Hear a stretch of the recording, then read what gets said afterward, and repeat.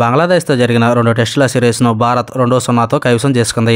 వర్షం ఆటంకం కలిగించిన చరిత్రలో నిలిచిపోయేలా గొప్పగా పోరాడి సెకండ్ టెస్ట్ను గెలిచి సిరీస్ను క్లీన్ స్వీప్ చేసింది. బంగ్లాదేశ్పై టెస్ట్ సిరీస్ను గెలిచిన టీమిండియా టీ20 సిరీస్పై కన్నేసింది. అయితే బంగ్లాదేశ్ కూడా ఎలాగైనా టీ20 సిరీస్ను గెలవాలని పట్టుదలతో ఉంది. ఫస్ట్ టీ20 మ్యాచ్ ఆదివారం గ్వాలియర్ వేదికగా జరగనుంది. ఫస్ట్ టీ20లో టీమిండియా ప్లేయింగ్ 11 గురించి సర్వత్రా ఆసక్తి నెలకొంది. టీమిండియాకు సెలెక్ట్ అయిన నితీష్ కుమార్ రెడ్డి, మయాంక్ యాదవ్ ప్లేయింగ్ 11లో ప్లేస్ దక్కించుకుంటారా లేదన్న ఆసక్తి అందరిలో నెలకొంది. అలాగే హర్షిత్ రాణా కూడా ఈసారైన ప్లేయింగ్ 11లో ఉంటాడా లేదా అనే చర్చ మొదలైంది. అయితే ఈ ముగ్గురిలో ఒకరికి మాత్రమే ప్లేయింగ్ 11లో అవకాశం దక్కేలా ఉంది.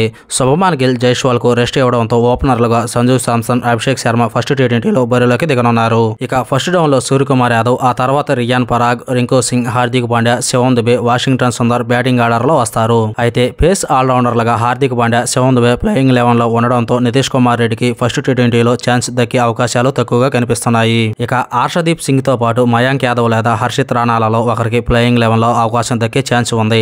నాకు తెలిసి అయితే మయాంక్ యాదవ్ కు అవకాశం దక్కవచ్చు. కొన్ని సంవత్సరాల తర్వాత భారత జట్టుకు సెలెక్ట్ అయిన వరుణ్ చక్రవర్తి బెంచ్ కే పరిమితమయ్యే అవకాశాలు ఉన్నాయి. రవి బిష్ణయ్, వాషింగ్టన్ సుందర్ స్పిన్ బాధ్యతలు పంచుకోనున్నారు. Team India playing 11 Sanju Samson, Abhishek Sharma, Suryakumar Yadav, Hardik Pandya, Rinku Singh, Shivam Dube, Riyan Parag, Washington Sundar, Ravi Bishnoi, Harshdeep Singh, Mayank Yadav. Hi cricket lovers, ఈ వీడియో నచ్చితే ఒక లైక్ చేయండి. అలాగే టీమిండియా ప్లేయింగ్ 11 గురించి మీ అభిప్రాయాన్ని కామెంట్ రూపంలో తెలియజేయండి.